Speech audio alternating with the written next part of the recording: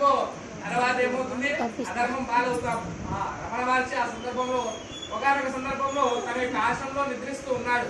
అలా నిద్రిస్తూ ఉంటే అప్పుడే ఆశ్రమంలోకి ఎవరు వచ్చారయ్యా అంటే దొంగలు వచ్చినారు.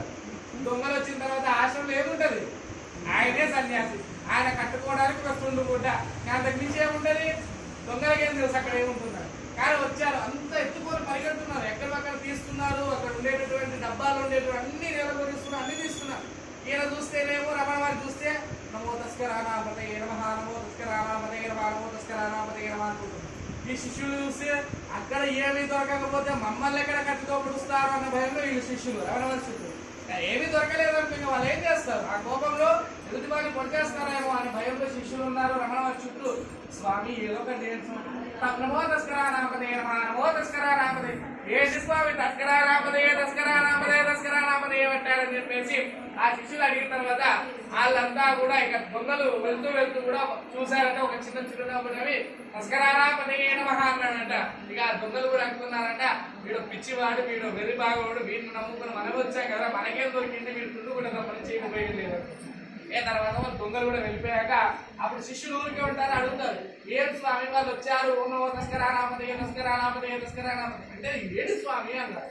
ఓరి మీరు ఏదన్నారు ఆయన, తస్కరానామతయే నమః అంటే దొంగ రూపంలో వచ్చిన శివుడికి నీకు నమస్కారము అని అర్థం. దొంగ రూపంలో వచ్చినటువంటి శివుడికి నమస్కారం అంటే దొంగ రూపంలో శివుడు వస్తాడు. ఎలా స్వామి అంటే రేపు పొద్దున్న నుంచి దొంగలు కనిపిస్తే కొడితే శివుడు కొట్టిన పాపం మారేడు గారు, అది కాదురా ఆయన, దొంగ అనేటటువంటి తస్కరానామతయే ఈ దొంగ రూపంలో వచ్చినటువంటి వాడు ఏంటయ్యా అంటే నీ దగ్గర ఉన్నటువంటిది తీసుకెళ్ళడానికి వచ్చాడు, అంటే ఎక్కువైనటువంటిది తీసుకెళ్ళడానికి వచ్చాడు అని చెప్పి అంటాడు స్వామిది. మరి మనుషులకైతే చాలా ఇబ్బందిని చేకూరుస్తుంది కదయ్యా అంటే నీకు ఎవడైతే ఏదైతే కాదు అనుకుంటాడో, ఏదైతే వదులుకుంటాడో వాడి దగ్గరికి దొంగతనానికి వచ్చినటువంటి వాడు భగవంతుడి స్వరూపమే.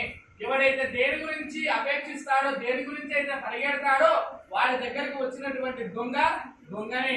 కాబట్టి ఎవరు దొంగ ఎవరు పరమశివుడు అని గుర్తించాలి. అలా తస్కరానామతయే నమః అనేటటువంటిది రుద్రములో దొంగ రూపములో ఉండేటటువంటి వాడు కూడా శివుడే అని అర్థం అన్నమాట. అంటే శివుడు అంతా ఇంత కాదు, అండపిండ బ్రహ్మాండాల్లోనూ నిండినటువంటి వాడు. ఆయనకు తెలియని రూపము లేదు, ఆయన చూడనటువంటి విశ్వరూపము లేదు, ఆయన ఆడనటువంటి ఆట లేదు.